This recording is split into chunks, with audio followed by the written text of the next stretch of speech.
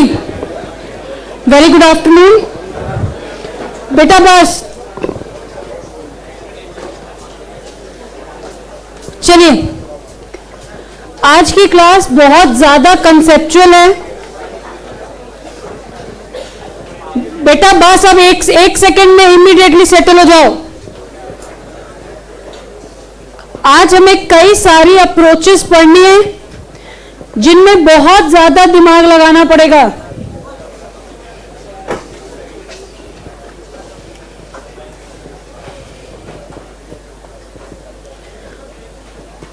जिसको भी कंसंट्रेट करने में परेशानी है बेटा, वो अभी चले जाओ, क्योंकि आज की क्लास आप एक सेकंड भी इधर उधर दिमाग नहीं दौड़ा सकते हैं।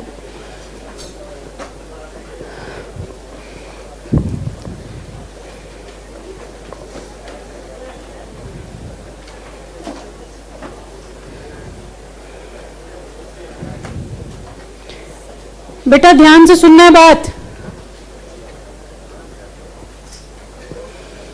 तुम्हारी अगर ज्यादा जरूरी है तो ले लो 1 मिनट और, कोई बात नहीं, क्योंकि अगर मैं यहां बोलना शुरू करूंगी तो मुझे किसी की गर्दन भी बिना मतलब हिलती नहीं चाहिए।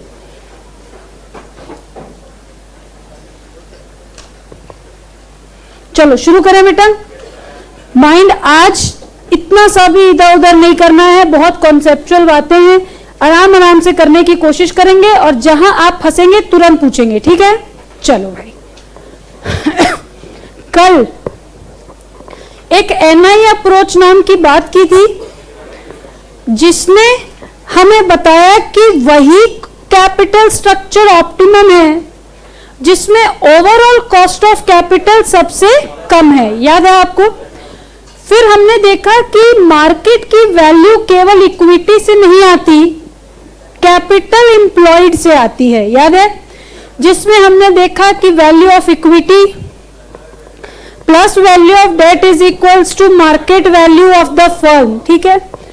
हमने कल जब S1 किया था तो उसमें ओवरऑल कॉस्ट ऑफ कैपिटल के लिए एक फॉर्मूला हमने लिख दिया था, EBIT upon value of firm. तो उसमें काफी बच्चों को परेशानी हुई, ये कहां से आ गया नया कुछ। तो बेटा इसको आज बात करेंगे ये कहां से आया है। चलिए शुरू करें। चलो, कुछ नहीं है बेटा, आपको कल मैंने बताया था कि इसमें बहुत सी कमियां हैं। याद है? सबसे पहली तो कमी यह है कि डेट भरते जाएंगे तो ये बात तो तय है कि ओवरऑल कॉस्ट ऑफ कैपिटल कम होती जाएगी लेकिन रिस्क बढ़ता जाएगा। याद है? उन्होंने कहा कि ये ठीक नहीं है। तुम अगर ऐसे ही ये सोच रख के आगे बढ़ते जाओगे तो एक ना एक दिन तो कोलैप्स हो जाओगे भाई, क्योंकि इतना ज्यादा बाहरी लोगों का प्रेशर हो सकता है तुम हैंडल ना कर पाओ। ठीक है? बड़े ध्यान से सुनना है, हर थ्योरी के पीछे बेटा कोई ना कोई अजम्पशन होती है। ठीक है? तो अब हम बात करेंगे नेट ऑपरेटिंग इनकम अप्रोच की। बड़े ध्यान से सुनना है, बहुत ध्यान से, बहुत ध्यान से सुनना है। हमें पता है कि केडी की कॉस्ट ऑफ कैपिटल कम होती है, ठीक बात है, और इक्विटी की कॉस्ट ज्यादा होती है। बोलो ठीक है? और हमने ऐसा देखा है कि ओवरऑल कॉस्ट ऑफ कैपिटल इसी के बीच में कहीं लाए करती है। बोलो कि केडी और केई के बीच में ही यहां मेरी ओवरऑल कॉस्ट ऑफ कैपिटल दिखती है। नेट ऑपरेटिंग इनकम अप्रोच एक अजम्पशन लेता है बेटा, कान खोल के सुनना है बात एकदम। ये कहता है कि ये जो कैपिटल स्ट्रक्चर है ना, ये सब सिर्फ ढकोसला है। उसने कहा भाई कैसा ढकोसला है? इन्होंने कहा देखो साफ साफ बात है, तुम जैसे जैसे डेट बढ़ाओगे, ठीक है, तो मान लिया कि ओवरऑल कॉस्ट ऑफ कैपिटल कम हो जाएगी, ठीक है, लेकिन आपको भी पता है बेटा कि जैसे जैसे डेट बढ़ाओगे वैसे वैसे लिवरेज भी बढ़ेगा। बोलो, और जैसे जैसे लिवरेज बढ़ेगा वैसे वैसे कॉस्ट ऑफ इक्विटी भी बढ़ेगी। बोलो, क्या जो मैं बात कह रही हूं वो इतना हम समझ पा रहे हैं कि अगर किसी भी बिजनेस में डेट बढ़ेगा तो रिस्क बढ़ेगा और जैसे ही रिस्क बढ़ेगा तो कॉस्ट ऑफ इक्विटी की एक्सपेक्टेशन भी बढ़ेगी। अब मैं एक लाइन बोल रही हूं, ध्यान से सुनना है। नेट ऑपरेटिंग इनकम अप्रोच कहता है ये सब फालतू की बातें हैं, हर कैपिटल स्ट्रक्चर ऑप्टिमम होता है। उन्हें पूछा ऐसा कैसे होगा भाई? इन्होंने कहा देखो, जितने से कॉस्ट ऑफ डेट की वजह से ओवरऑल कॉस्ट ऑफ कैपिटल कम होगी, उतने से ही इक्विटी की एक्सपेक्टेशन बढ़ जाएगी और ओवरऑल कॉस्ट ऑफ कैपिटल में कोई फर्क नहीं पड़ेगा। लेकिन बेटा ओरिजिनल में ऐसा होता नहीं है। लेकिन मैंने क्या कहा, इस अप्रोच की सबसे पहली अजम्पशन है कि अगर कॉस्ट ऑफ डेट बढ़ाओगे तो जिस प्रपोर्शन में ओवरऑल कॉस्ट ऑफ कैपिटल कम होनी है, उसी प्रपोर्शन में कॉस्ट ऑफ इक्विटी क्या हो जाएगी बेटा? बढ़ जाएगी और तुम्हारी ओवरऑल कॉस्ट ऑफ कैपिटल हमेशा सेम रहेगी। आप और मैं दोनों ये बात जानते हैं कि ऐसा नहीं होगा, लेकिन थ्योरी है और थ्योरी, हर थ्योरी के पीछे एक अजम्पशन है और इस थ्योरी के पीछे की अजम्पशन है that the overall cost of capital always remains the same under all the alternatives। क्योंकि अगर कॉस्ट घटा डेट का तो इक्विटी की एक्सपेक्टेशन भी घट जाएगी और ओवरऑल कॉस्ट ऑफ कैपिटल हमेशा सेम होगा। बोलो ठीक है। पहली assumption of NOI approach is that overall cost of capital remains the same as when the cost of debt decreases, the expectation of equity increases in the same ratio so that it counters the effect of decrease in cost of debt। Counter का मतलब समझते हैं बेटा? उसको खारिज कर देना। जितनी बेनिफिट आपको कॉस्ट ऑफ डेट की वजह से मिली थी, उतना ही नुकसान कौन कर देंगे? Cost of equity. बोलो ठीक है। मैम अगर ऐसा होगा तो फिर तो दुनिया में सारी वैल्यू ऑफ फर्म इक्वल ही रह जाएंगी। बोलो कि अगर सब ऑल्टरनेटिव्स में overall cost of capital same, तो वैल्यू भी तो सेम ही होगी। इन्होंने कहा एक तरीका है, और कहा क्या तरीका है? कहा तुम अपने ऑपरेटिंग प्रॉफिट बढ़ाओ। देखो कैपिटल स्ट्रक्चर से तो कोई फर्क पड़ नहीं रहा, दिख रहा है मुझे तो कि जैसे जैसे कॉस्ट ऑफ डेट की वजह से ओवरऑल कॉस्ट ऑफ कैपिटल कम हो रही है तो इक्विटी उसको इमीडिएटली बढ़ा दे रहा है। लेकिन अब मैं क्या करूं? बेटा डेट की वैल्यू तो बढ़ती घटती नहीं है, हमने देखा है। यूजुअली घटती बढ़ती कौन है? इक्विटी। और वैल्यू ऑफ फर्म आज भी वही है जो कल थी, value of equity plus value of debt. इन्होंने कहा कि वैल्यू ऑफ इक्विटी बढ़ाने का एक रास्ता है, और वो रास्ता क्या है? तुम अपना ऑपरेटिंग प्रॉफिट बढ़ाओ, सेल करो, परचेज करो, खूब सारे पैसे कमाओ, और उन ऑपरेटिंग प्रॉफिट को बेस लेके जब हम कॉस्ट ऑफ इक्विटी निकालेंगे तब निकलेगा हमारा वैल्यू ऑफ इक्विटी। ध्यान से सुनना है, मैं फिर दोहराती हूं एक बार। बेटा ये क्या कहता है, जरा ध्यान से सुनना है। दो इलस्ट्रेशन लेके देखते हैं। Option 1 all equity 50% equity 50% debt. EBIT मान लो कितना है? 1 लाख। लेस इंटरेस्ट मान लो 10,000। यहां होगा क्या? EBT बोलो 1,90,000। अब बहुत ध्यान से बात सुनना है, सारा खेल खाली NOI अप्रोच का है, बहुत ध्यान से। बेटा जब ये थ्योरी पहली बार बनी थी ना, तो उस थ्योरी को बनाने के पीछे एक अजम्पशन था, और वो अजम्पशन था there is no tax in the economy. जब पहली बार ये थ्योरी को लाया गया तो इन्होंने कहा कि टैक्स नाम की कोई चीज इस दुनिया में होती ही नहीं है। इसका मतलब मैं ये मान लूं कि बाहरी लोगों को देने के बाद जो बचा वो सब इक्विटी का। बेटा क्या मैं फिर दोहराऊं, बात समझ में आ रही है? सोचो अगर दुनिया में बेटा टैक्स ना हो तो इसका मतलब जो डेट वालों को दिया उसके अलावा बाकी सब इक्विटी का। इसका मतलब अगर अब सोचो एक बात कि अब अगर मैं आपसे कहूं कि ऑल इक्विटी में इतना पैसा इक्विटी शेयर होल्डर के लिए बचा है और मेरी कॉस्ट ऑफ इक्विटी 10% है, तो क्या तुम निकाल नहीं सकते वैल्यू ऑफ इक्विटी कि अगर 1 लाख रुपए की इक्विटी है जब कॉस्ट ऑफ इक्विटी 10% है तो आज वैल्यू कितनी मार्केट में? 10 लाख। लेकिन बेटा ये कहते हैं कि इसमें कॉस्ट ऑफ इक्विटी का कोई रोल नहीं है। इन्होंने कहा कि वैल्यू ऑफ फर्म निकलेगी by using net operating income. अब तो आपको पता है बेटा, एक होता है सेल, फिर होता है ईबीआईटी और फिर होता है ईपीएस। याद आ रहा है? एक ट्रैवलिंग यहां से यहां तक चलती है बिना कैपिटल स्ट्रक्चर के इन्फ्लुएंस के, याद है? और एक यहां से यहां तक चलता है जिसमें पूरा का पूरा इंपैक्ट होता है कैपिटल स्ट्रक्चर का।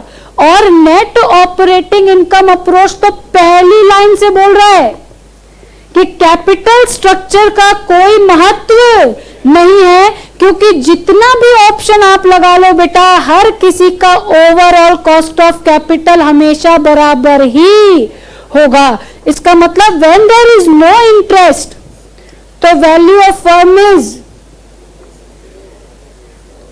EBIT upon K O, overall cost of capital. अब देखो, अब केओ नहीं निकाल सकते क्या? EBIT upon value of firm, यही तो था कल जिसमें आप परेशान हो गए थे। मैम एक बार और आपको बताना ही होगा। चलो इधर देखो बेटा, मैं सुन लो ध्यान से, ये सबसे नॉन रेलेवेंट है रियल लाइफ में, लेकिन सबसे ज्यादा रेलेवेंट है फॉर एग्जाम पर्पस, क्योंकि इसमें दिमाग लगाना है। लेकिन रियल लाइफ में ऐसा कभी नहीं होता, लेकिन उससे इनको कोई फर्क नहीं है। आपको उनको आपका कॉन्सेप्ट चेक करना है। ध्यान से सुनो बेटा, पहले वाले ने क्या कहा? नेट इनकम अप्रोच, इसलिए ईएटी पे फोकस किया था, याद है? क्योंकि वो थी net income after giving to all the other sources. इसका नाम ही कौन सा अप्रोच है?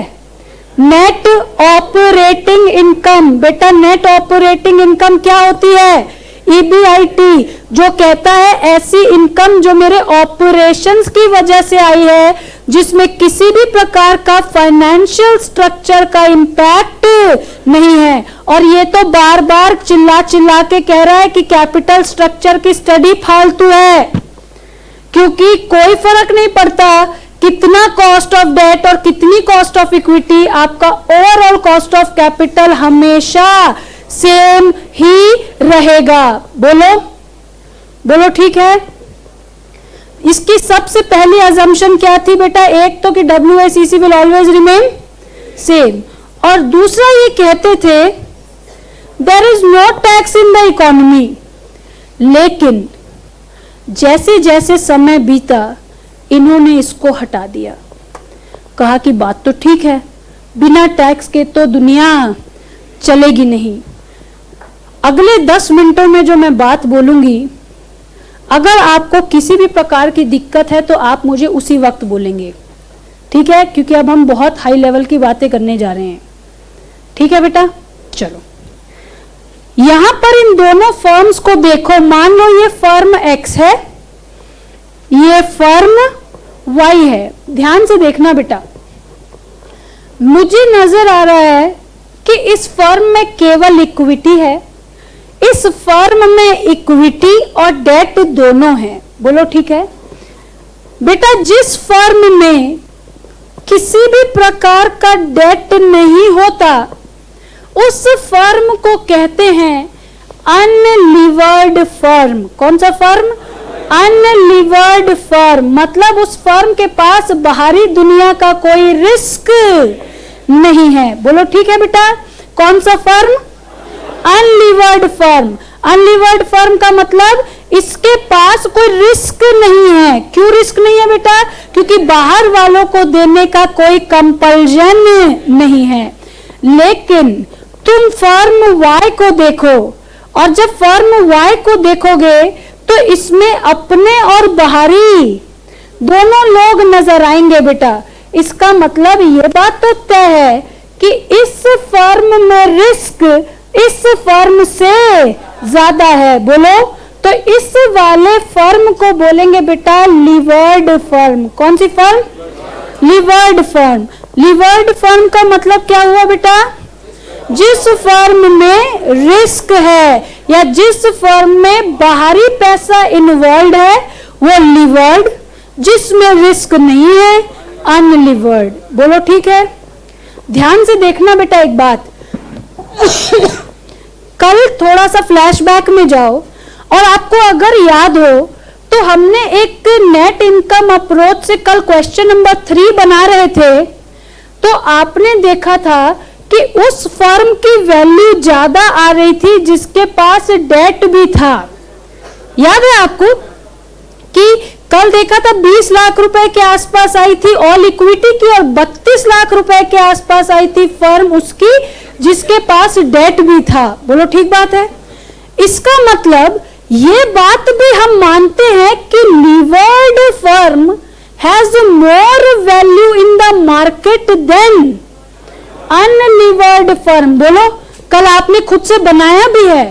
नहीं बनाया है, क्योंकि हमें पता है कि market value consist the value of equity as well as debt. तो ये भी हम मानते हैं कि लीवर्ड फर्म की वैल्यू अनलीवर्ड से ज्यादा होती है। बोलो ठीक है। अब मैं एक टेबल बना रही हूं, बिल्कुल घबराना नहीं। ये कौन? 100% equity, 50% equity, 50% debt, 30% equity, 70% debt. EBIT मान लेते हैं 1 lakh, 1 lakh, 1 lakh, less interest nil. 10,000 अगर 50% में है तो 70% में कितना? बता। 14,000। ठीक है, बात समझ गए क्या आप? ये 14,000 कहां से आया? अगर 50% डेट है तो 10,000 इंटरेस्ट दे रहे हैं। 70 होता तो कितना देते? ये देते। EBT बोलो। 1 लाख 90,000 86। टैक्स 50%, 50, 45, 43। EAT बोलो। 50, 45, 43। अब ध्यान से देखना है यहाँ पे, बहुत बहुत बहुत ज्यादा ध्यान से। पहले वाले ऑप्शन को देखो और मुझे देख के बताओ कि पहले वाले ऑप्शन में कंपनी ने इन्वेस्टर्स को क्या दिया। मैम एक बार और पूछना। कोई बात नहीं बेटा, बहुत ध्यान से। आज तो ये जब तक नहीं समझेंगे हम लोग जा ही नहीं रहे। आप देख के बताओ पहले ऑप्शन में कि कंपनी ने इन्वेस्टर्स को क्या दिया बेटा। कुछ नहीं दिया। कैसे नहीं दिया? कितना दिया? 50,000 रुपए दिए हैं। किसको? इन्वेस्टर को। शेयर होल्डर थे यहां पे केवल इन्वेस्टर। दूसरे में देखो बेटा, यहां ध्यान से देखना, मैं कुछ ऐसी जादू की लाइन बोलूंगी आप घूम जाओगे। 10,000 रुपए दिए हैं डिबेंचर वालों को और 45,000 दिए हैं इक्विटी वालों को। बताओ, इसका मतलब इस केस में इन्वेस्टर्स को 55,000 रुपए दिए गए हैं। बोलो ठीक है। तीसरा वाला देख के बताओ, 57। इसका मतलब मुझे ये नजर आ रहा है कि लीवर्ड फॉर्म में, बेटा हाथ जोड़ के बोलो, पूरा ध्यान यहां लगाओ, लीवर्ड फॉर्म में हमेशा इन्वेस्टर्स के लिए अनलीवर्ड फॉर्म से कुछ ज्यादा है। मैम एक बार और बोलना प्लीज। मैंने कहा बेटा कि लीवर्ड फॉर्म में अनलीवर्ड फॉर्म से इन्वेस्टर्स के लिए कुछ ज्यादा है। देखो, इसमें 50 था, यहां 55 है, यहां 57 है। बोलो। और एक बात को नोटिस करो कि कितना ज्यादा है, ध्यान से सुनना। 5 ज्यादा है, ठीक बात है। वो 5 है क्या, ये देखो बेटा, जितना इंटरेस्ट है ना जितना इंटरेस्ट है ना, उतना आफ्टर टैक्स ज्यादा है। मैम एक बार प्लीज प्लीज। बेटा पहले वाले में कितना था, 50, दूसरे में कितना है, 55, तीसरे में कितना है, 57। ध्यान से देखो, पहले वाले से दूसरे वाले में जाने में बेटा 10,000 रुपया मेरा इंटरेस्ट लग गया। बोलो ठीक है। लेकिन इस पे मैंने 5,000 रुपए टैक्स भी तो बचा लिया होगा बच्चे, की नहीं बचाया होगा? तो बताओ कंपनी ने एक्स्ट्रा कितना दिया यहां, 5। अनलीवर्ड से इस लीवर्ड में जाने के लिए कंपनी के जेब से कितना लगा, 5। देख लो यहां पे कितना ज्यादा है, 14,000 ज्यादा है, लेकिन टैक्स 7,000 बचा लिया। देख लो कितना ज्यादा है, 7,000 ज्यादा है। इसका मतलब, ध्यान से सुनना, बहुत ध्यान से, इसका मतलब मैं ये कह सकती हूं कि लीवर्ड में अनलीवर्ड तो है ही है।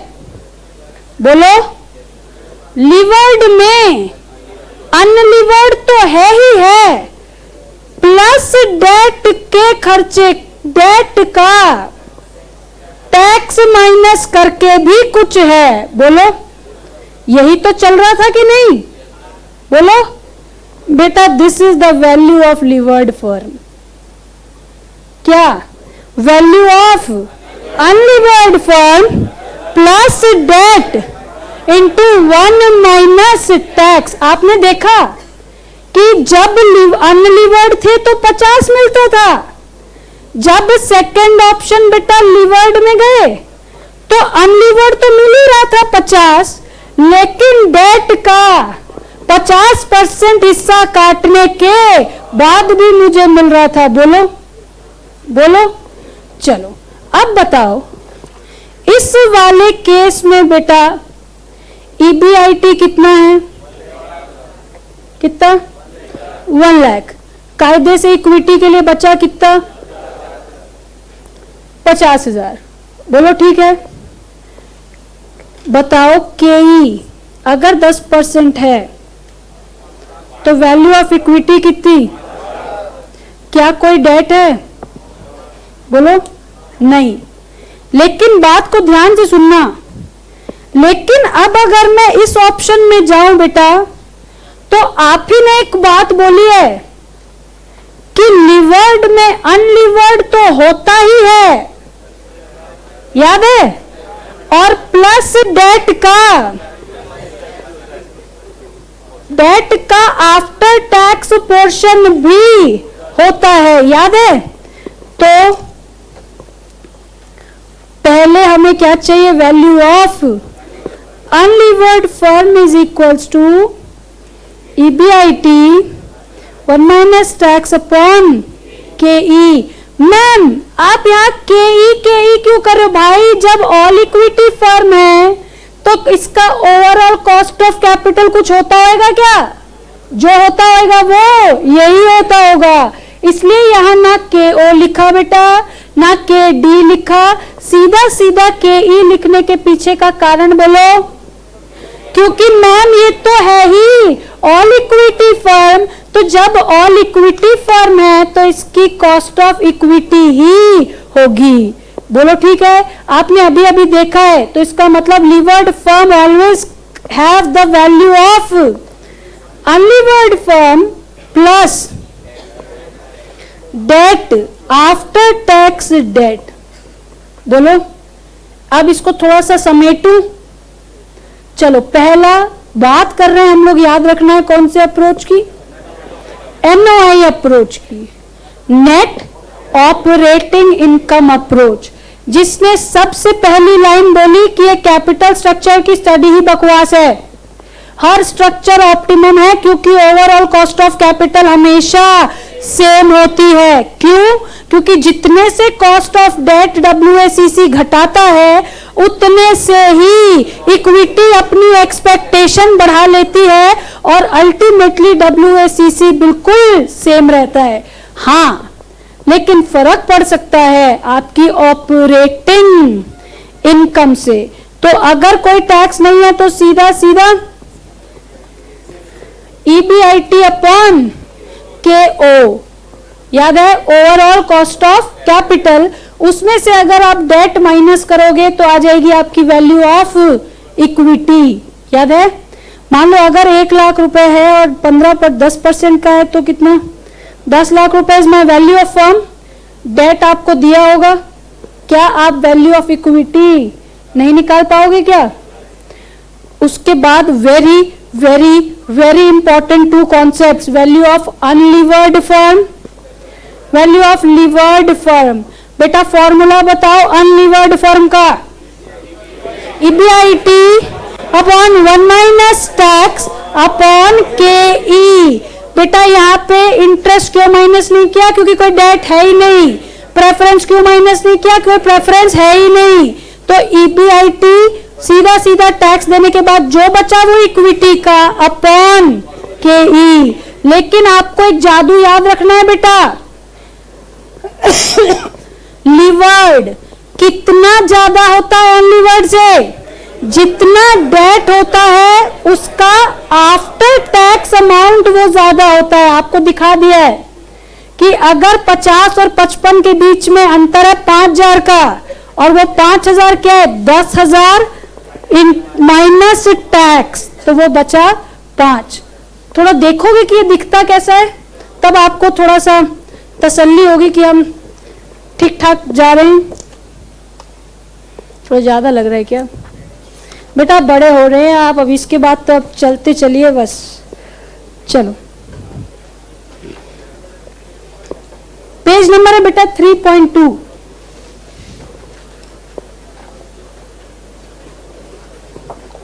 आओ, घबराना नहीं है, कुछ नहीं होगा, सब ठीक हो जाएगा, भगवान पे विश्वास रखिए। चलिए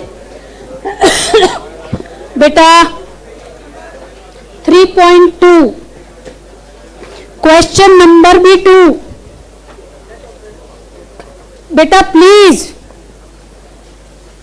देखो, बहुत मेहनत लगती है यार तुम्हारे लेवल पे आके इन बातों को करने के लिए। प्लीज बेटा EBIT दिया है 2,10,000 and the total market value if of its 12% debt is rupees 3 lakhs।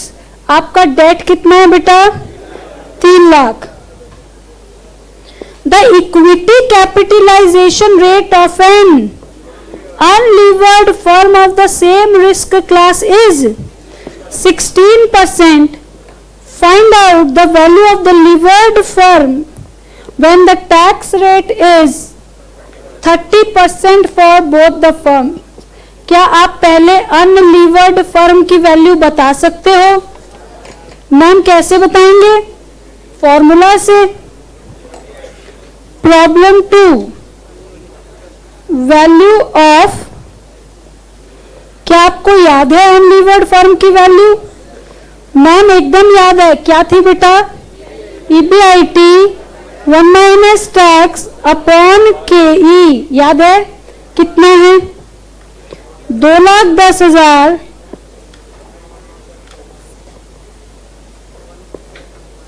बोलो कितना? 9,18,750। लेकिन हमें पता है value of levered form always have the value of, इसको बोलते हैं बेटा U plus debt 1 minus tax. Unlevered firm की वैल्यू कितनी है बेटा? 9,18,750। 3 लाख का डेट है, बोलो। सॉरी 3 है, 30% टैक्स है, सॉरी। 1,80,000 नहीं, 2,10,000, 2 10 ऐड करना पड़ेगा। कितना हो गया?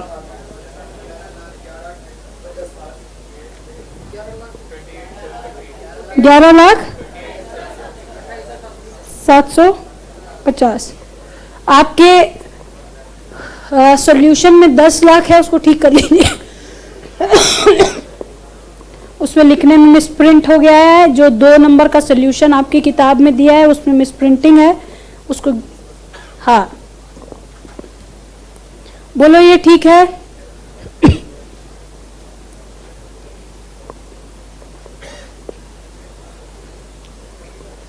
हाँ बेटा, इससे पहले वाला क्वेश्चन। हाँ बेटा, मैंने 1 मिनट इंटरेस्ट इसलिए लिया था क्योंकि मेरे पास डेट की वैल्यू नहीं थी। आप देखो, अल्टीमेट फायदा तो मुझे उतने का ही हो रहा है ना इनफ्लो में, ध्यान से समझेंगे। इसका मतलब मेरी ओवरऑल वैल्यू में भी कितना फायदा हो रहा है? जितना मेरे इनफ्लो में फायदा हो रहा है उतना ही मेरी ओवरऑल वैल्यू में भी फायदा होता है, इक्वल। उस टाइम पे मैंने इंटरेस्ट इसलिए लेके बताया था क्योंकि मेरे पास डेट की कोई फिगर ही नहीं थी। ठीक है, ये ठीक है। चलो अब आओ प्रॉब्लम 3 पे। बेटा प्रॉब्लम 3 पे आओ।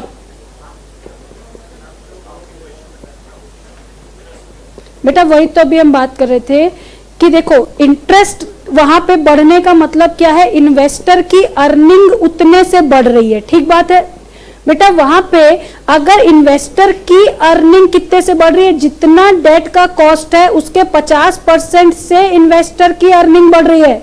तो सोचो, जब इंटरेस्ट पे बढ़ रही है तो ओवरऑल भी तो उसकी अर्निंग उतने से ही बढ़ रही है। इसका मतलब जितनी इक्विटी है plus after tax effect of the debt. सबसे पहले एक काम करेंगे, ऐसे देखेंगे और इसको ऐसे ऐसे कर देंगे। प्रॉब्लम 3 का जो सेकंड वाला सॉल्यूशन है इसके साथ आपको कुछ ऐसा ऐसा कर देना है, ठीक है। चलो फिर इसको बेटा प्लीज देखो, ये कॉस्ट ऑफ कैपिटल वगैरह से भी थोड़े टिपिकल कॉन्सेप्ट्स हैं और हमने इसको करके देखा है, तब विश्वास हुआ है कि हाँ ऐसा ही हो रहा है। चलो बेटा, कल भी किया था ना ये, लेकिन आज फिर से करेंगे नेट ऑपरेटिंग के लिए। बिल्कुल देखिए, अ friend who teachers better than a teacher. अपनी स्किल थोड़ी संभाल के रखिए 4 बजे तक। Companies X and Y are identical in all respect, including risk factor except for debt and equity. X having issued 10% debentures of rupees 18 lakhs, while Y has issued only equity. क्या आपको immediately levered non levered दिख गए? X is a levered firm whereas Y is an unlevered firm। बोलो ठीक है। चलो आगे पढ़ो बेटा। Both the companies earn 20% before interest and taxes on their total assets of 30 lakhs, that is 6 lakh. ठीक है, क्या यहाँ पे किस टैक्स है? कितना? 50% और के ई है 15%। आप NOI से निकालने के लिए हमें क्या करना पड़ता है बेटा? सबसे पहले अनलीवर्ड फॉर्म और लीवर्ड फॉर्म के लिए unlevered form plus debt 1 minus T निकाल के दो, फिर मैं करूंगी। EBIT आपके पास है कितना? 6 लाख करके दो, फिर मैं बताऊंगी कि ऐसा काट पीट क्यों मचाई है यहां।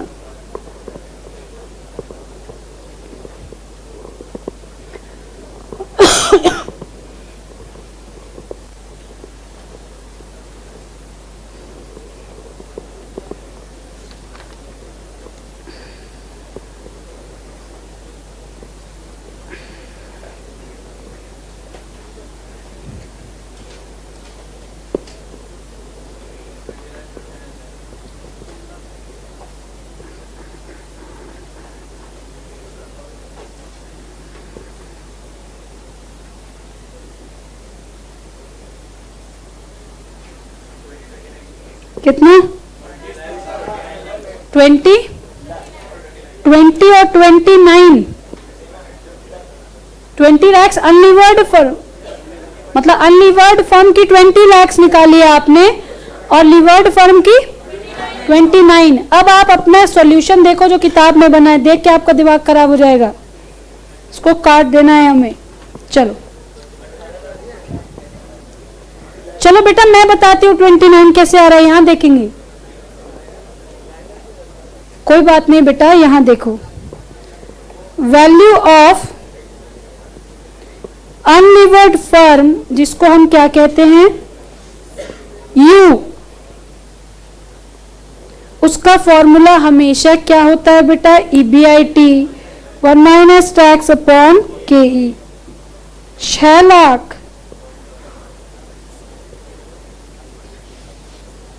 कितना? 20 लाख। यहां तक किसने किसने सही बनाया था? चलो very very good. Value of levered firm is U plus D into 1 minus T। बेटा आपके पास अनलीवर्ड की वैल्यू है 20 लाख, 18 लाख का आपके पास डेट है,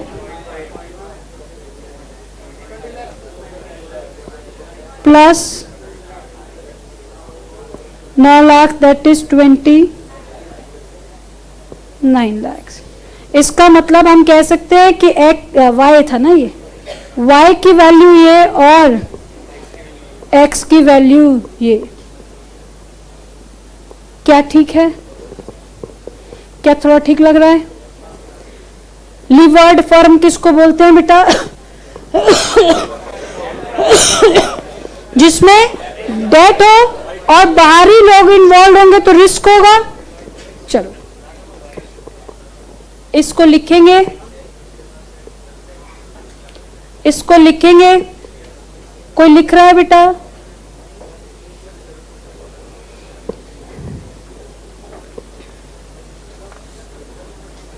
ये कोई लिख रहा है बेटा? चलो अब बिल्कुल बिना समय बर्बाद किए इसके बारे में भी लिखेंगे बातें।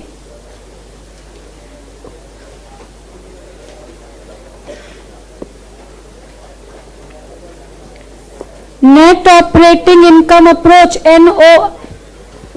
यार तुम लोग कैसे अभी बातें कर सकते हो? सोचो जरा, अभी थोड़ा सा ध्यान दो। इधर उधर बात करने में एक आध पॉइंट निकल गया ना तो फिर परेशानी हो जाएगी। सबसे पहले तो NOI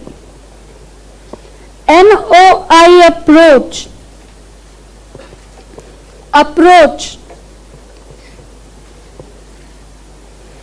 indicates that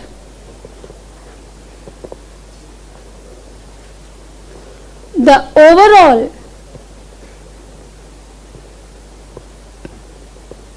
cost of capital remains same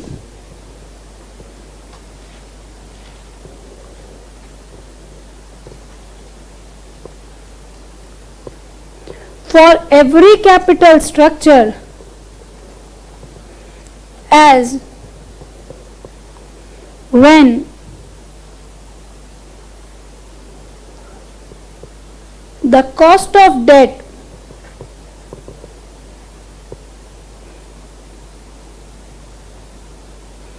decreases the overall cost of capital,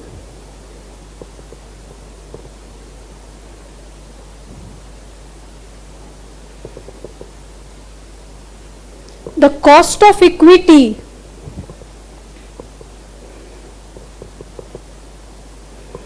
increases in the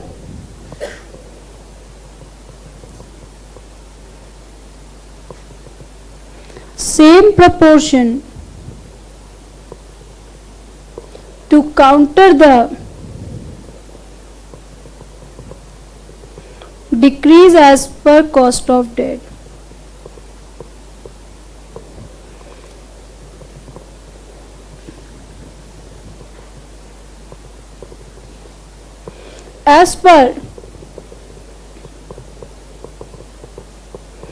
As per this approach, every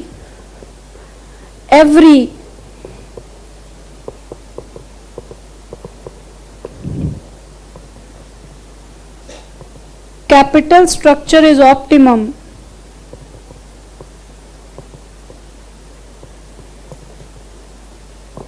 The difference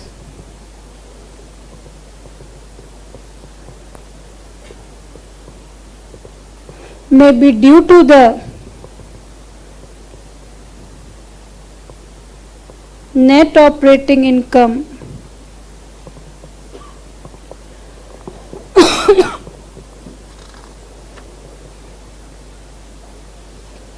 earned by the firm. Number 1, value of firm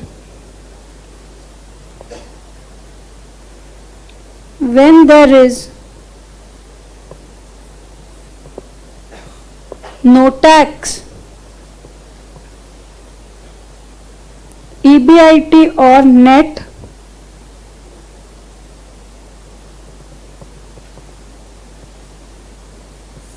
operating income upon KO, that is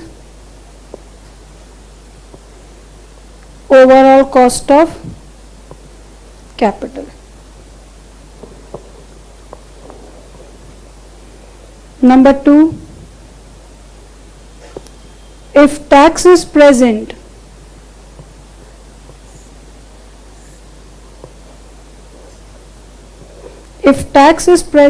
A,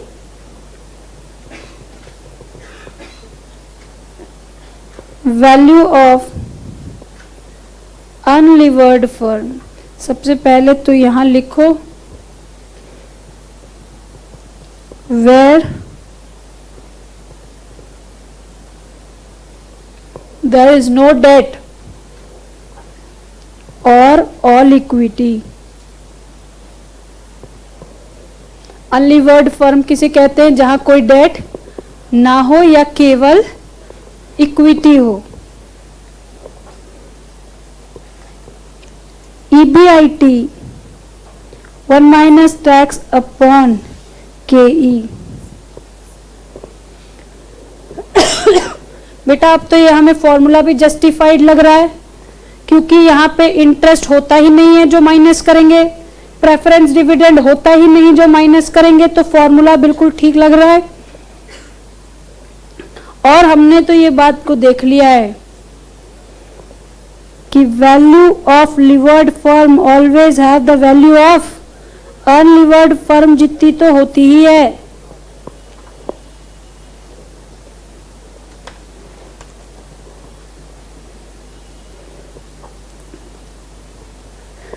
Where there is debt, इसको कहते हैं U. तो चलो ऐसे ही लिख लेंगे, is equals to value of unlevered firm plus debt 1 minus tax U, plus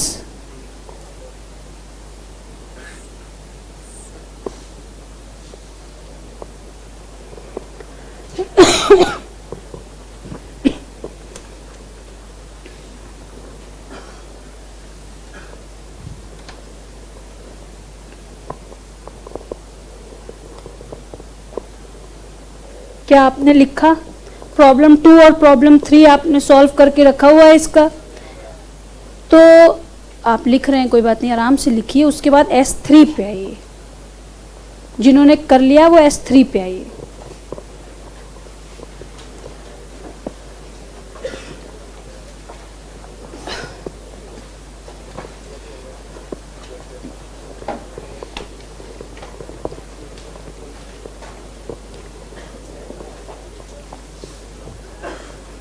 चलो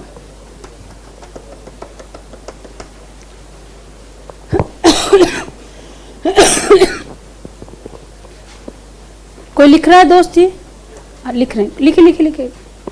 जो कर चुके हैं वो S3 पढ़ेंगे बेटा। नो टैक्स वाला केस दिया है,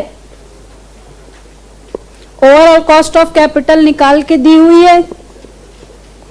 चलो देखते हैं, करते हैं उसको। आप लोग लिख लीजिए पहले।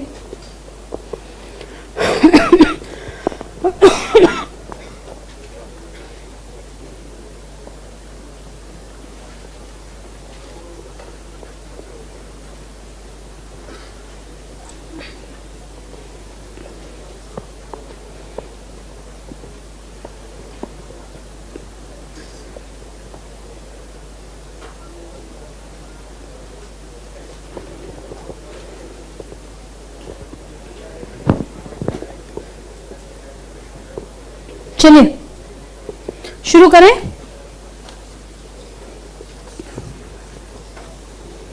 बेटा प्लीज यहां देखेंगे। Amita limiteds operating income is 5 lakhs, that is EBIT. The firm cost of debt is 10% and currently the firm employs 15 lakh of debt. ठीक है। The overall cost of firm is 15%. You are required to determine total value of the firm and cost of equity. क्या आप total value of the firm निकाल दोगे? कैसे निकालोगे? Operating income upon KO निकाल के दिखाओ जल्दी। 33,333,333। ये क्या निकाल दी बेटा आपने? Value of firm. क्या आपके पास वैल्यू ऑफ डेट है? कितनी? तो वैल्यू ऑफ इक्विटी कितनी? 18,33,333। 19.1। चलो कोई बात नहीं, देखते हैं। चलो कम से कम। चलो बेटा S3 ध्यान से देखेंगे। यहां पे KO दिया है।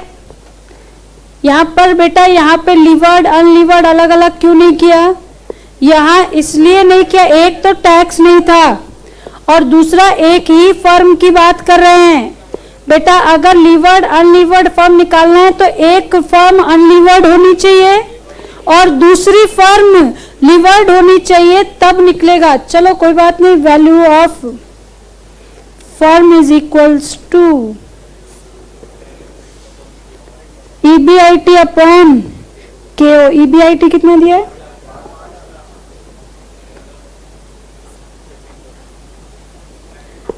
33,33,333 लेस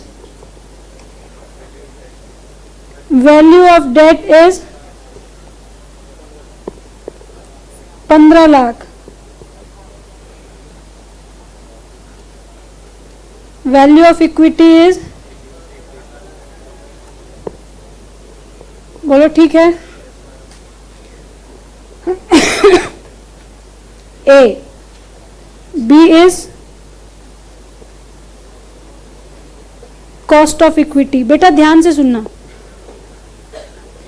क्या हम कॉस्ट ऑफ इक्विटी ऐसे नहीं निकालते? EPS अपॉन मार्केट वैल्यू पर शेयर इंटू 100 आती है हमारी KE। हमारे पास ओवरऑल दिया हुआ है किसकी वैल्यू? इक्विटी की, तो हमारे पास, और ओवरऑल उसमें कितना है 33 लाख कितना हजार 33, तो क्या लिखेंगे बताओ 18 कितना, जल्दी बताओ कॉस्ट ऑफ इक्विटी का formula EAT upon value of equity. EAT is 5 lakh minus interest कितना 15 लाख का 10%, दैट इज 1.5 लाख अपॉन, बेटा टैक्स क्यों माइनस नहीं किया पता है, क्योंकि टैक्स है ही नहीं, 19.09 और 19.1%। अगर यहां पर शेयर होता तो पर शेयर लिख देते, मेरे पास पर शेयर नहीं होके ओवरऑल दिया हुआ है।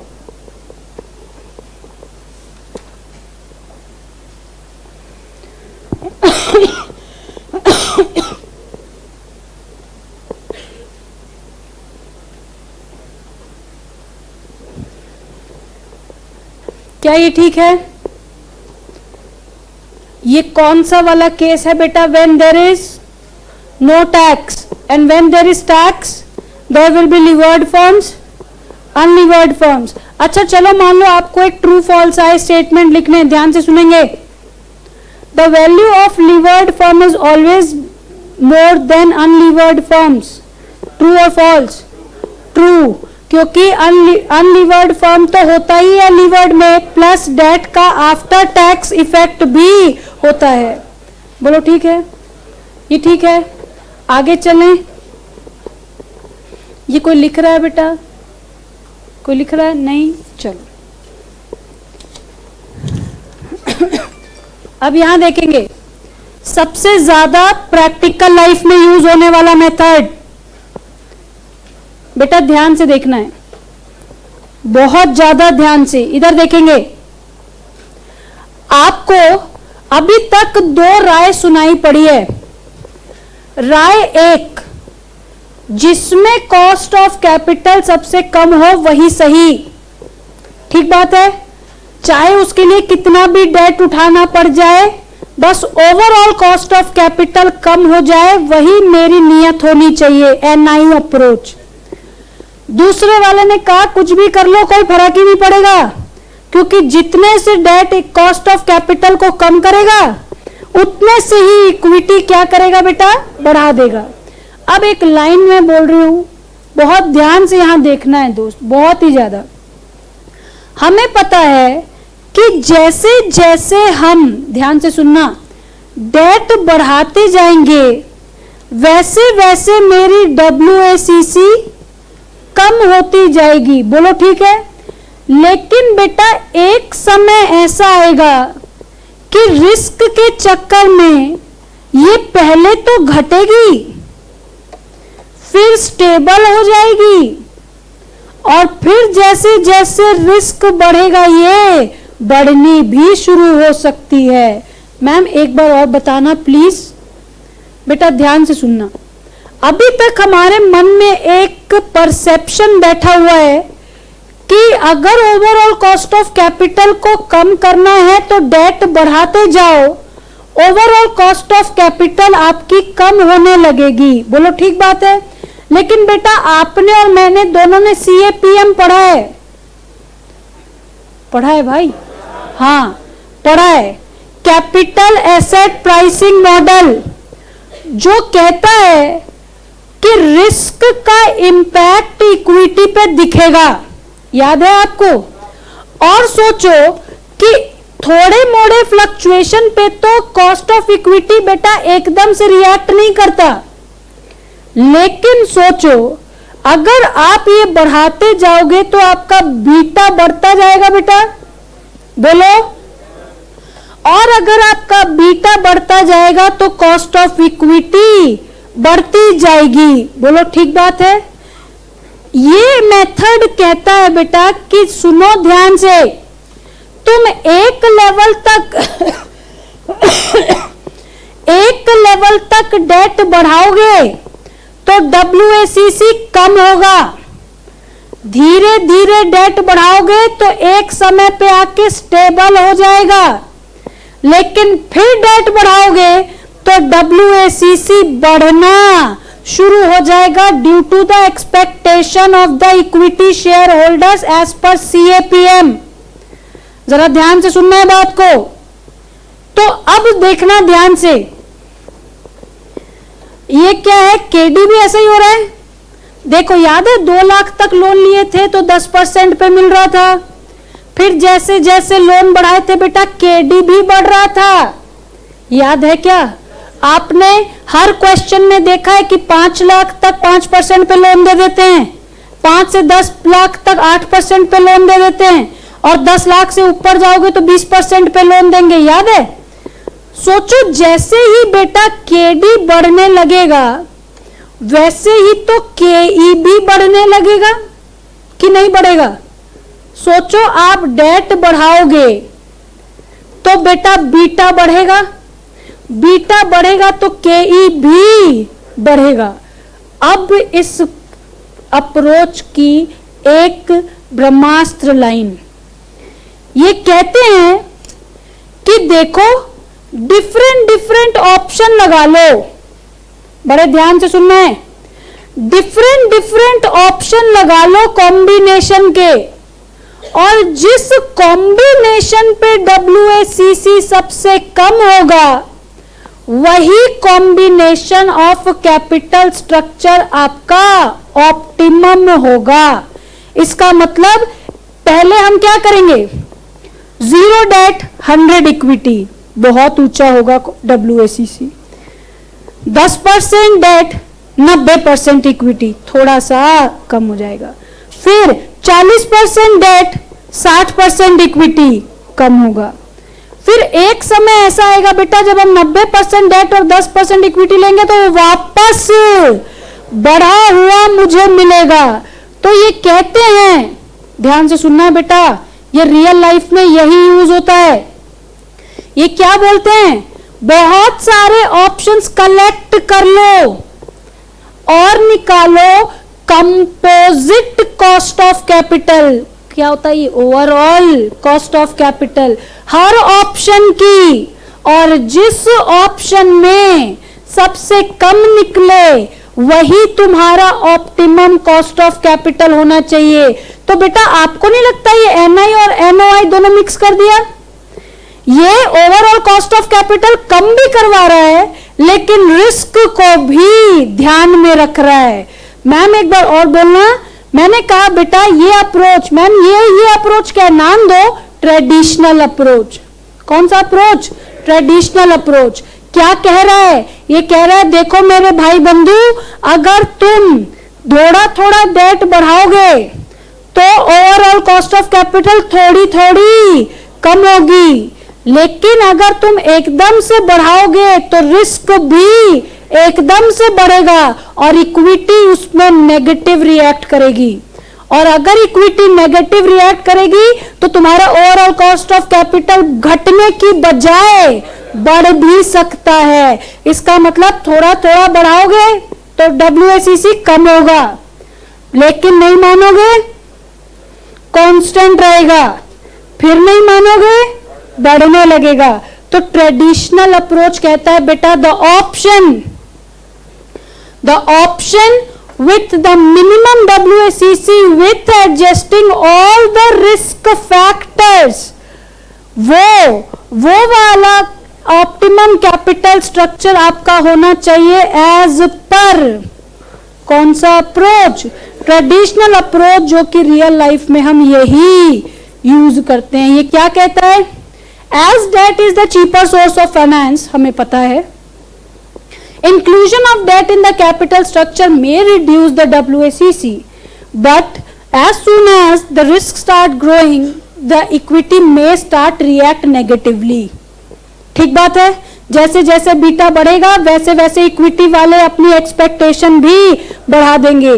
तो might be instead of decreasing of the WACC the composite cost of capital may start increasing। इसका मतलब ये कहते हैं भाई डेट रखो, लेकिन इतना मत रखो कि तुम्हारे अपने इनसिक्योर्ड होने लगे।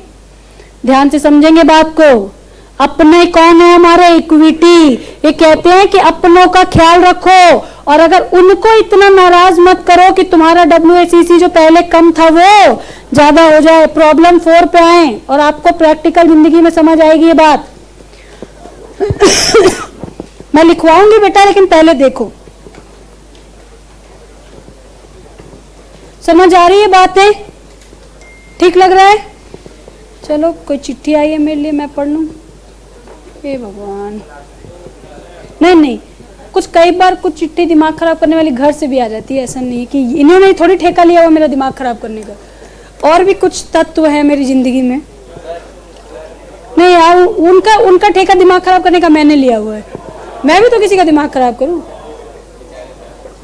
हाँ, ये तो मैं भी कहूंगी बेचारे सर। चलो, प्रॉब्लम 4 बेटा, प्लीज क्या बात को माइंड में रख के पढ़ना है कि एक समय आएगा जब डेट बढ़ाने की वजह से ओवरऑल कॉस्ट ऑफ कैपिटल घटने की बजाय बढ़ने लगेगा, और उसी वक्त मुझे चेतावनी आ जानी चाहिए कि इससे ज्यादा बढ़ाना सही नहीं है। चलो देखते हैं बेटा, प्लीज देखो। ये कहते हैं मेरे पास कुछ वेरिंग लेवल्स हैं डेट इक्विटी के, जिसका कॉस्ट ऑफ डेट और इक्विटी आफ्टर टैक्स दिया हुआ है। तो क्या हम WACC नहीं निकाल सकते बेटा? क्या होता है WACC का formula? Weight into specific cost. याद है आपको? WACC is equals to weight into KD plus weight into KE। बोलो ठीक है? ध्यान से देखो बेटा, ये कहते हैं debt as a percentage of capital employed. पहले वाले केस में वेट कितना डेट का? 0 × 7 प्लस 100% × 15 कितना? 15। बोलो ठीक है? क्या मैंने कुछ ऐसा कर दिया जो आपको लगा कि ऐसा तो नहीं होना चाहिए था? ठीक है, दूसरे वाले केस में बताओ बेटा, डेट कितना? डेट कितना? 10% ऑफ 7 प्लस 90% ऑफ 15 कितना हुआ बेटा? 14.2। देखो बेटा, एक चीज को ध्यान रखना है, देखो ध्यान से।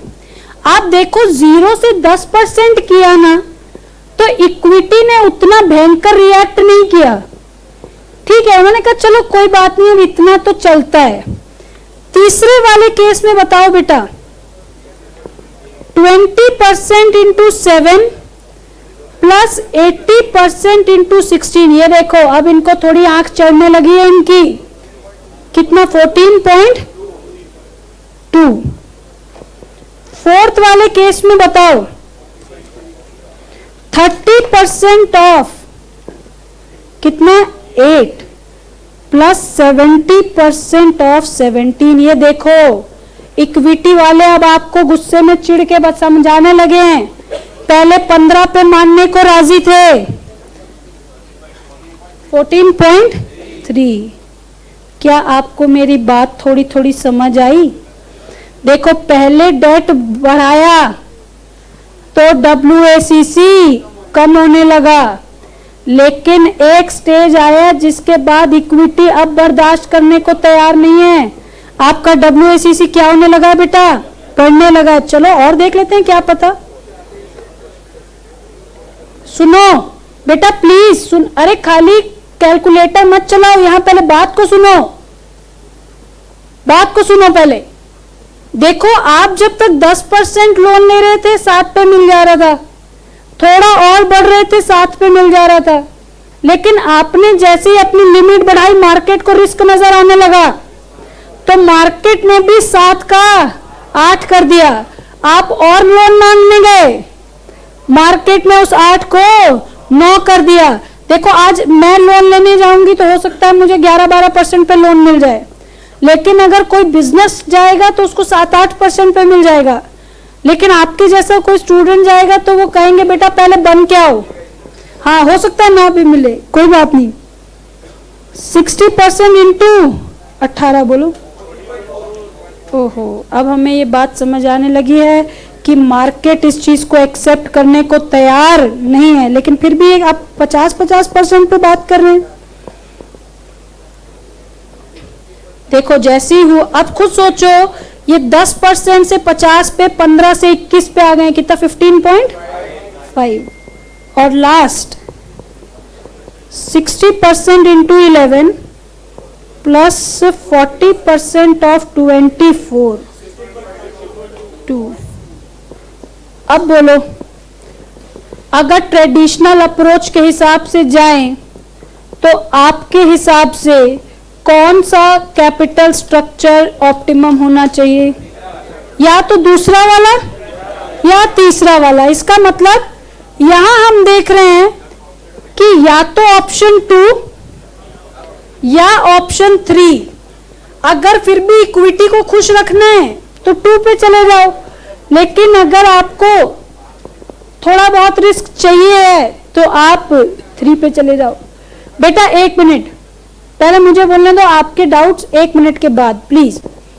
क्या ये लाइन जो ट्रेडिशनल अप्रोच ने कही थी वो यहां पे प्रूफ होती नजर आ रही है कि inclusion of debt reduces the overall cost of capital then become constant? दिखा, देन स्टार्ट्स इंक्रीजिंग। ये बात हमने कही थी, पहले घटता है फिर कांस्टेंट होता है और फिर बढ़ना शुरू हो जाता है। ये बात यहां मुझे दिख गई है। बोलो ठीक है, ये कौन सा अप्रोच है बेटा?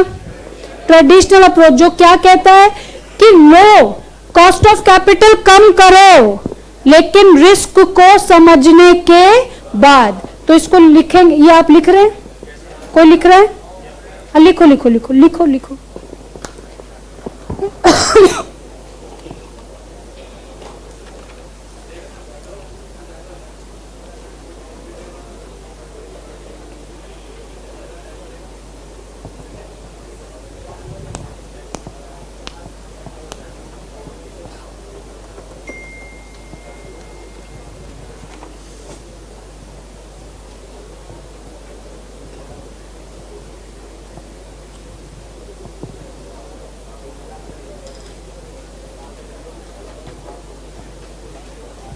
अच्छा, जो ये लिख चुके हैं और थोड़ा सा वेट कर रहे हैं और मुंह चला रहे हैं इधर उधर, वो 5वां नंबर प्रॉब्लम को पढ़ें। मुंह मत चलाइए प्लीज।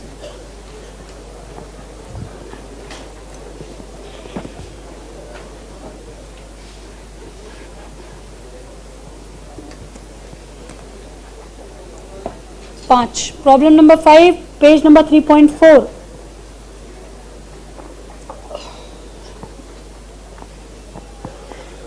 ये कौन सा था? Problem number 4, right?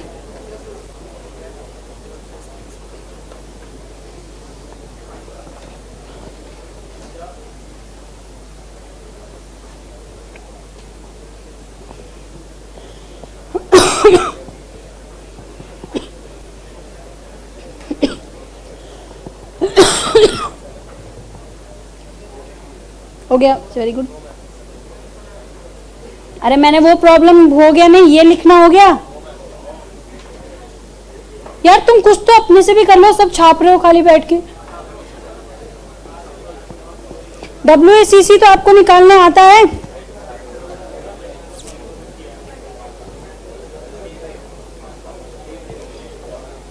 तो फॉर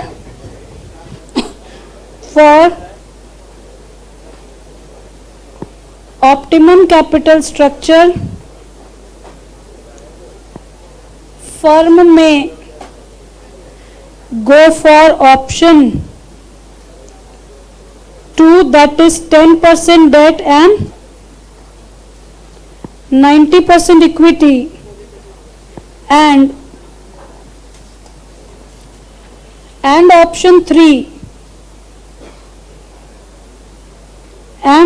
3 that is 20% debt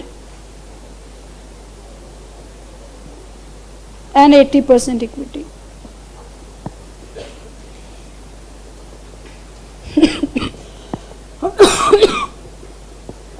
चलिए नंबर 3 पहले लिखेंगे ट्रेडिशनल अप्रोच, फिर 5वें नंबर को कॉपी में करते हैं। वो तो आप मुंह नहीं चलाएं करके पहले पढ़वा दिया आपको। Traditional approach,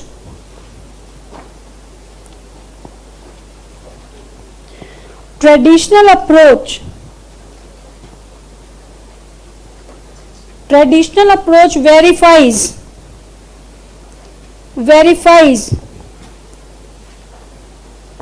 that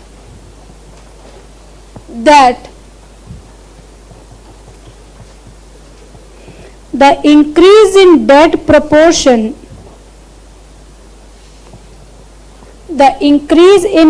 proportion may reduce the WACC for a while, इसका मतलब कुछ समय के लिए, but when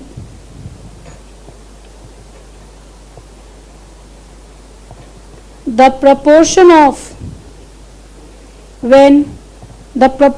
of debt starts increasing,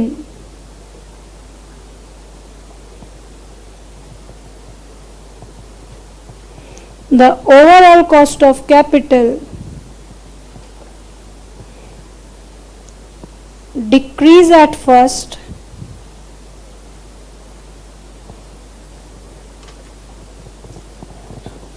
then becomes, क्या होता है फिर, then becomes constant and starts increasing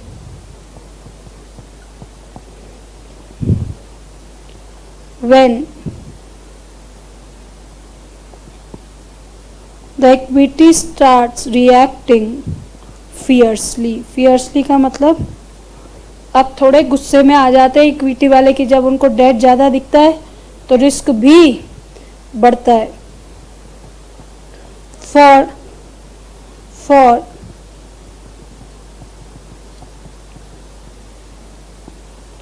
For deciding the optimum capital structure,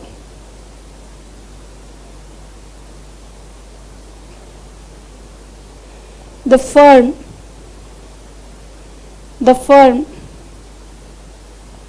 shall evaluate the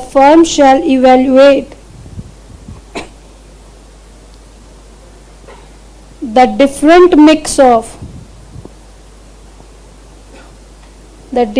mix of debt and equity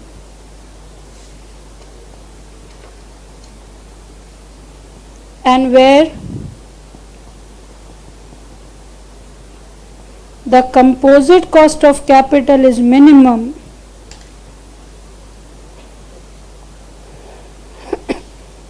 क्या बात है, where the composite cost of capital is minimum,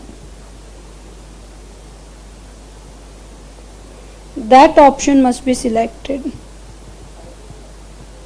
fiercely. हाँ, must be selected. It is a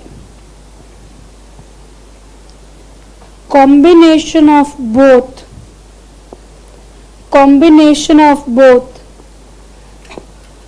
NI and NOI approach and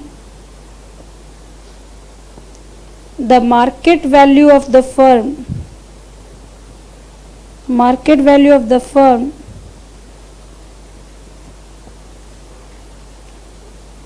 will be calculated same as in NI and NOI approach.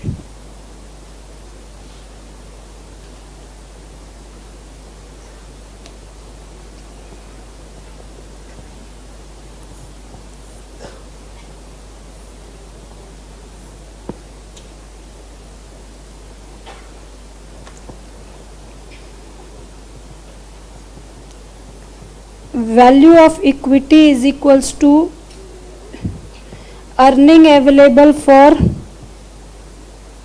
Equity share holder upon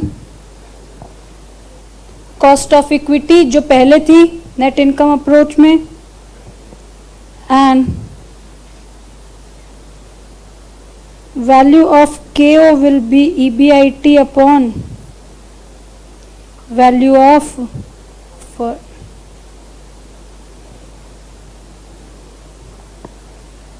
ये KO है। सो ये अगर आपको देख NI में भी हमने ये बात देखी थी, NOI से ये फॉर्मूला हमने निकाला था कि EBIT upon KO is equals to value of firm. So KO is EBIT upon. अब आइए 5 नंबर पे, जो उस वक्त जिन्होंने नहीं भी देखा था वो भी आइए लिख लो पहले भाई।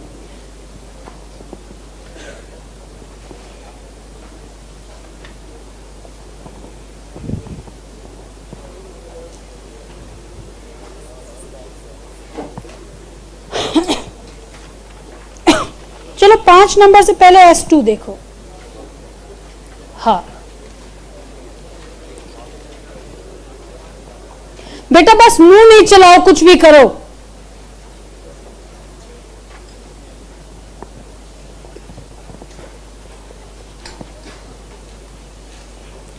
S2 ये कोई लिख रहा है बेटा? हाँ, लिखो लिखो लिखो S2 और करके दो, सिर्फ देखो नहीं करके दो।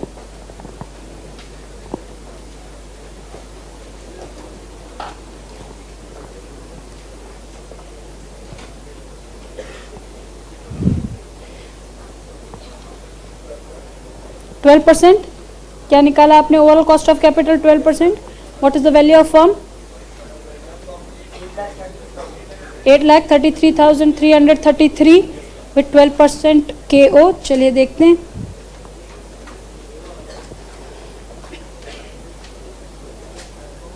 ये कोई लिख रहा है दोस्त? हाँ लिखिए।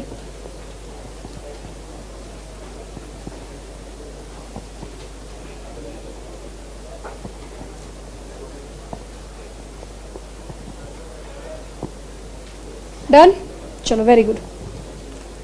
चलो बेटा प्लीज इधर देखेंगे। आप में से ऑलमोस्ट लोगों ने कर लिया, लेकिन जिन्होंने नहीं किया हम साथ में करेंगे। इधर देखेंगे बेटा।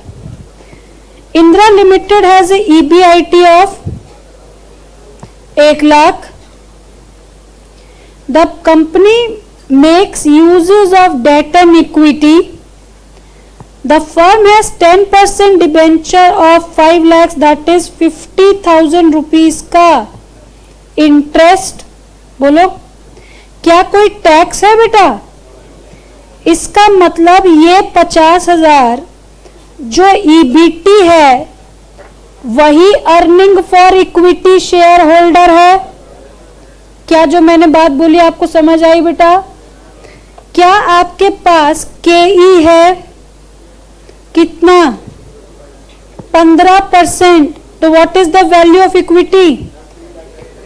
3,33,333। क्या आपको वैल्यू ऑफ फर्म का फॉर्मूला नहीं आता? Value of equity plus value of debt कितना? 8,33,333। और क्या KO का फॉर्मूला अभी अभी लिखाया है? चलो S2 valuation of firm, EBIT is 1 lakh less interest 50,000 EBIT और earnings for equity that is 50,000। Cost of equity के कितना है? 15%। Market value of equity is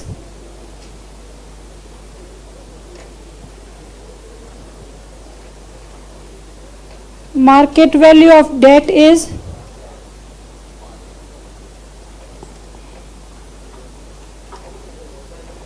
value of firm is, this is A, B is KO is equals to EBIT upon value of firm, that is 1 lakh upon 8,33,003, कितना ये रहा।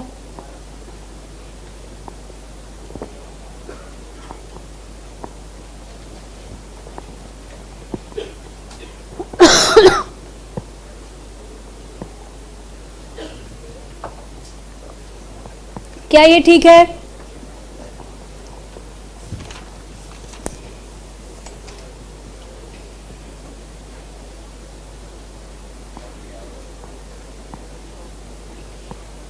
कितने बच्चे ये लिख रहे हैं देख के? हाँ लिखिए लिखिए लिखिए लिखिए, कोई दिक्कत नहीं।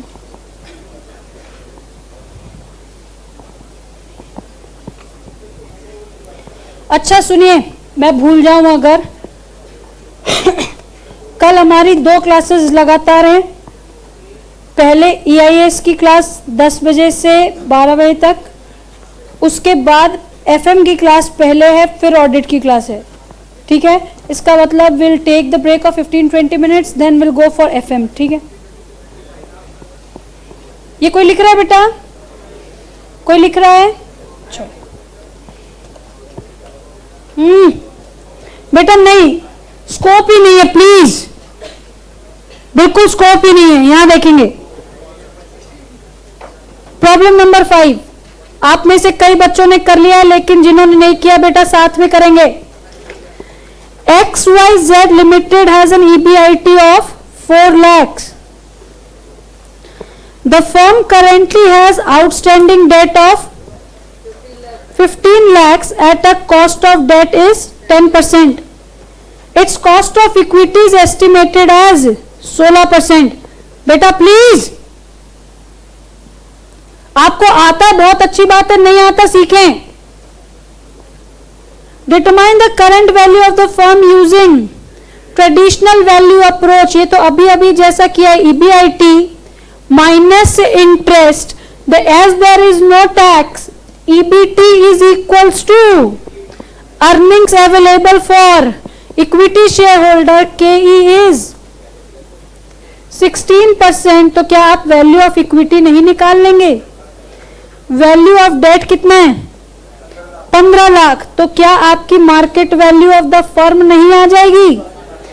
जैसे ही market value of the firm आएगी तो KO आ जाएगा, EBIT upon value of firm is overall cost of capital. पहले ये दोनों करते हैं, तीसरा वाला अभी देखते हैं।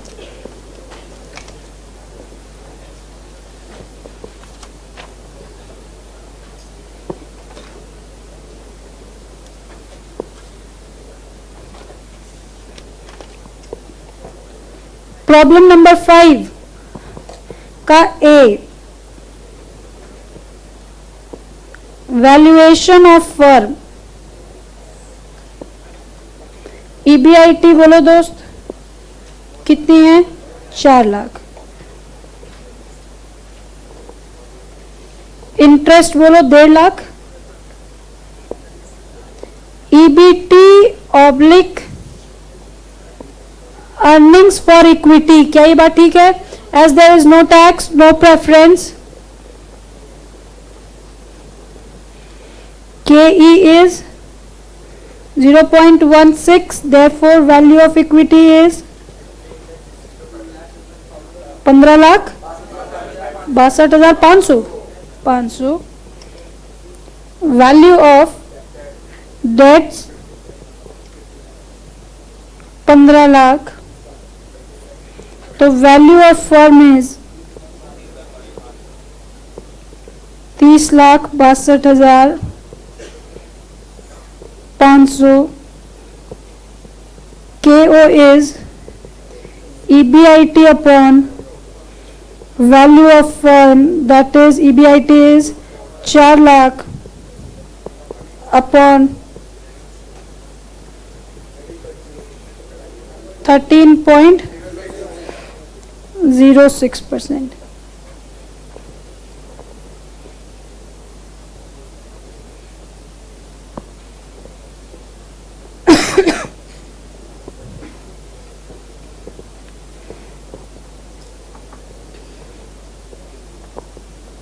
ये कर लीजिए, थर्ड वाला पॉइंट अच्छा है,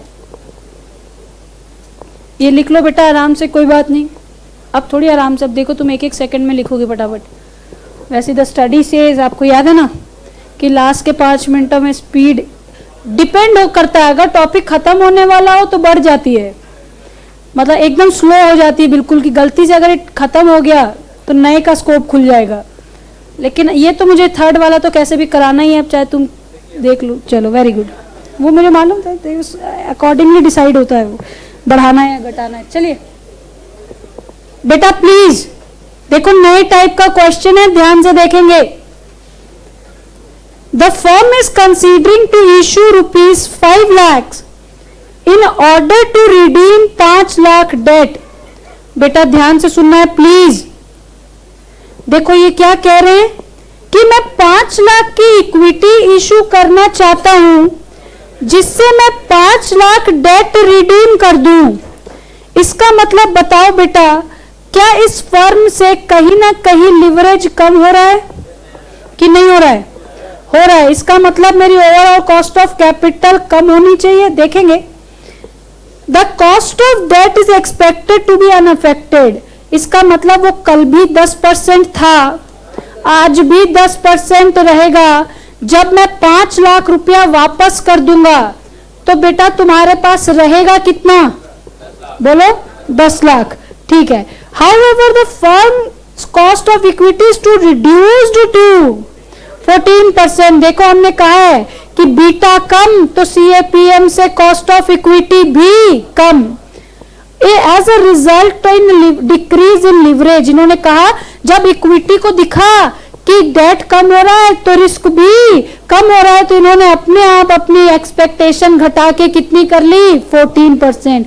ये कहते हैं बताओ क्या तुम इस प्रपोजल को हरी झंडी दोगे? तो इसके लिए आपको क्या करना पड़ेगा बेटा? KO निकालना पड़ेगा। निकाल के दिखाओ, पहले वैल्यू ऑफ इक्विटी निकालो।